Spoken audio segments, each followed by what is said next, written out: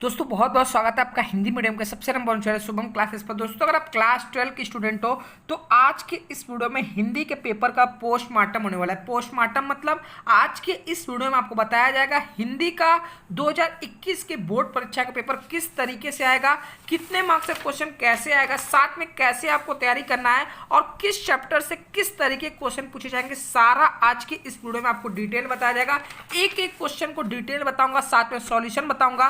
और अगर अब तक आपने हिंदी की तैयारी शुरू नहीं की तो आपको बिल्कुल चिंता करने की जरूरत नहीं है, क्योंकि जिस तरीके से मैं बताऊंगा अगर आप इस तरीके से आज से लग जाते हो तो आपको 90 से अब स्कोर करने से कोई नहीं रोक सकता है, क्योंकि अवतार की तरफ से जारी हो गया है आपके यूपी बोर्ड नए पाठ्यक्रम पर आधारित क्वेश्चन बैंक। तो सबसे पहले मैं आपको बताना चाहता हूं कि 2021 का जो आपका बोर्ड परीक्षा का पेपर होगा वो कैसे होगा, फिर मैं आपको बताऊंगा कैसे तैयारी करना है। तो जल्दी से इस वीडियो को एकदम ध्यान से देखना और चैनल पर नए हो तो सब्सक्राइब कर बेल आइकन प्रेस करो, जिससे आपको ऐसे सभी वीडियोस सभी सब्जेक्ट के देखने को मिल सके। ठीक है, सबसे पहले जो आपका पेपर होगा आपको समय 3 घंटे और आपका पूर्णांक 100 मार्क्स का होगा। ठीक है, आपको यहाँ पर नोट में लिखा रहेगा प्रारंभ के 15 मिनट परीक्षार्थियों को प्रश्न पत्र पढ़ने के लिए निर्धारित है।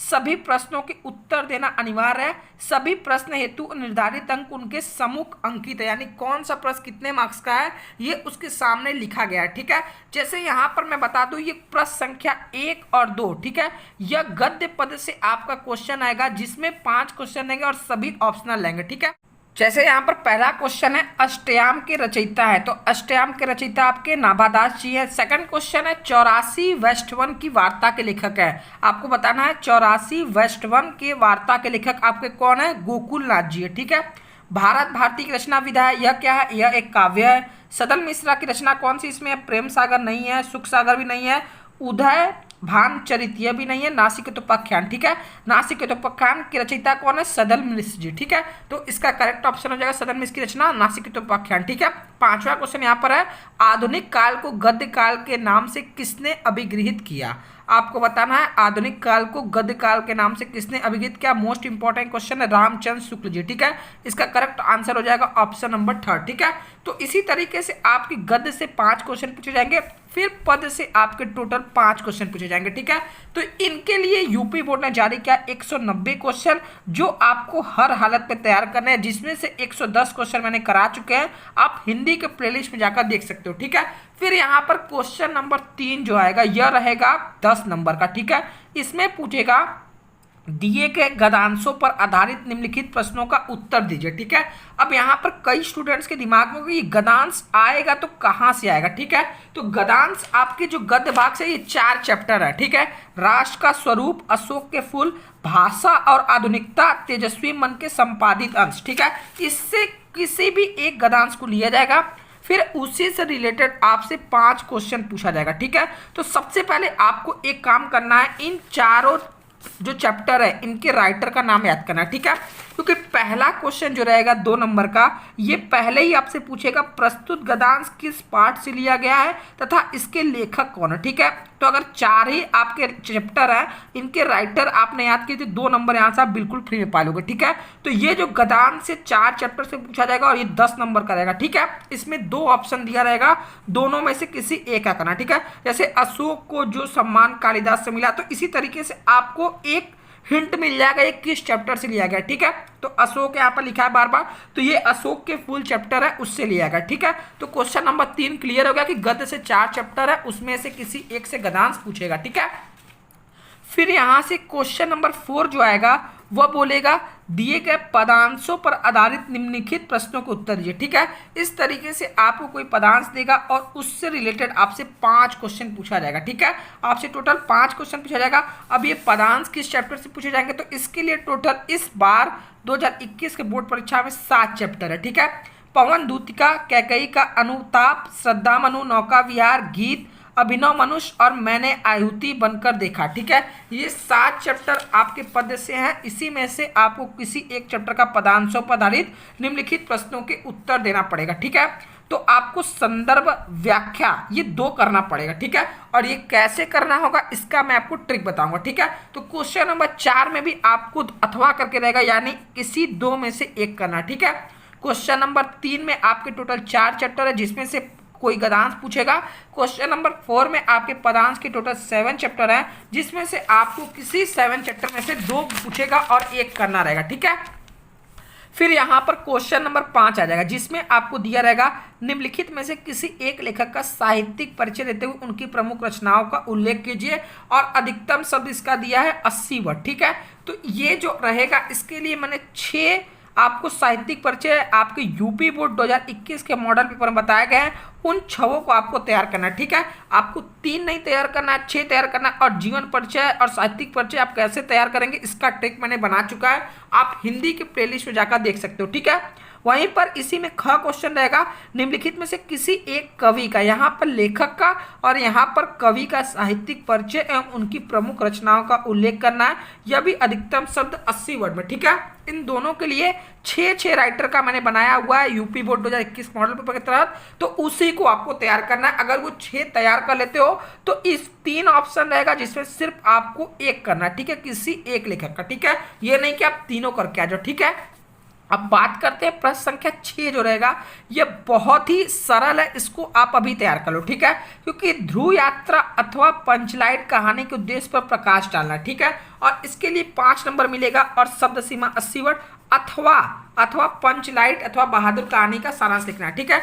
इस बार कहानी के सिर्फ 3 चैप्टर है, ध्रुव यात्रा, पंचलाइट और बहादुर, ठीक है। तो इनके कहानी के उद्देश्य पर प्रकाश करना, इन तीनों कहानी में से सिर्फ आपको कोई एक करना, ठीक है। क्योंकि ध्रुव यात्रा अथवा पंचलाइट इसमें भी आपको ऑप्शन है, ठीक है। फिर यहाँ पर अथवा दिया हुआ है, ये क्वेश्चन करिए या क्वेश्चन करिए। फिर पंचलाइट अथवा बहादुर कहानी का सारांश जो 5 नंबर का रहेगा।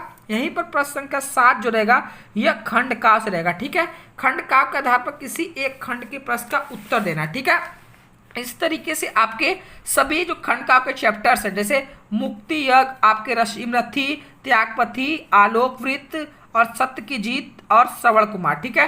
टोटल आपके इस बार 6 चैप्टर्स है 2021 की बोर्ड परीक्षा में, मुक्ति यज्ञ, सत्य की जीत, रसीमरथी, आलोकवृत्त, त्यागपथी और श्रवण कुमार, ठीक है। इन सभी में अथवा रहेगा, किसी एक खंड काव्य का आपको अच्छे से उसके या तो सप्तम स्वर की कथा, मतलब आपको किसी एक खंड काव्य को अच्छे से तैयार करना, ठीक है। कि उसका जो मेन पार्ट रहता है, महान चरित्र कौन सा रहता है, उस कहानी का उस खंड काव्य का शीर्षक या फिर कोई भी द्वितीय सर्ग तृतीय सर्ग पूछ सकता है। तो इस तरीके से आपको उस खंड काव्य का डिटेल में एकदम नॉलेज रहना चाहिए, ठीक है।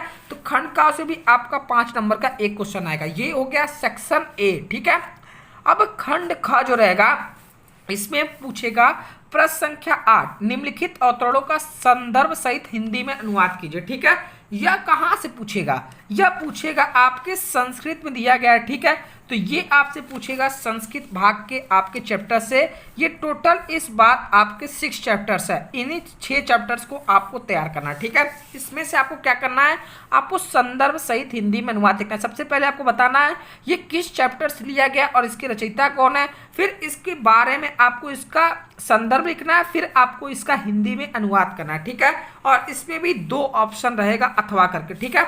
यह भी 7 नंबर का रहेगा और 7 नंबर का आपका रहेगा इधर दिए गए पदांशों श्लोकों में से किसी एक का ससंदर्भ हिंदी में अनुवाद कीजिए। यह भी आपके संस्कृत से लिया गया जो 6 चैप्टर्स है, ठीक है। तो ये भी 7 नंबर और 7 + 7 14 नंबर आपके संस्कृत से आएगा, ठीक है। तो इसको आपको बहुत अच्छे से तैयार करना, और संस्कृत कैसे तैयार करना है मैं अभी लास्ट में बताऊंगा, तो आप वीडियो में बने रहना, ठीक है। बात करते हैं प्रश्न संख्या 9 का। इसमें रहेगा मुहावरे और लोकोक्तियों में से किसी एक का अर्थ लिखते हुए, फिर संधि विच्छेद आपसे करने के लिए बोलेगा, फिर आपसे प्रश्न संख्या ख पूछेगा शब्दों की विभक्ति, फिर आपसे बोलेगा शब्द युग्मों का सही अर्थ चुनकर लिखिए, फिर किसी एक यानी पर्यायवाची लिखना रहेगा, किसी 3 का 2 का, ठीक है। फिर वाक्यांशों के लिए एक शब्द, फिर किन्हीं 2 वाक्यों को शुद्ध करके लिखना रहेगा। फिर 12वां क्वेश्चन जो रहेगा यह रहेगा रस, छंद और अलंकार, ठीक है। रस, छंद, अलंकार से 6 नंबर ऑलरेडी फिक्स है, तो इसके लिए मैंने वीडियो बनाया रस, छंद, अलंकार का, सभी रस, सभी छंद और सभी अलंकार का, तो आप वो वीडियो देख लो। ये 6 नंबर आपके बिल्कुल फ्री में मिल जाएंगे, ठीक है। प्रश्न संख्या 13 जो इस बार आएगा वह रहेगा आपको पत्र लिखना, ठीक है। किसी भी टॉपिक पे आपको पत्र लिखने के लिए आ सकता है। प्रश्न संख्या जो 14 रहेगा वह आपको निबंध लिखने के लिए रहेगा। आपको कोई 5 टॉपिक दिया रहेगा जिसमें से सिर्फ आपको एक लिखना है, ठीक है। तो मैं आपको बताऊंगा किस तरीके से आप निबंध लिखोगे, आपको फुल मार्क्स मिलेगा, ठीक है। तो अगर अभी तक आपने कुछ भी तैयारी नहीं किया है तो आप सबसे पहले क्या करो, सबसे पहले आप ये गद्य पद के क्वेश्चन आंसर तैयार करो, ठीक है।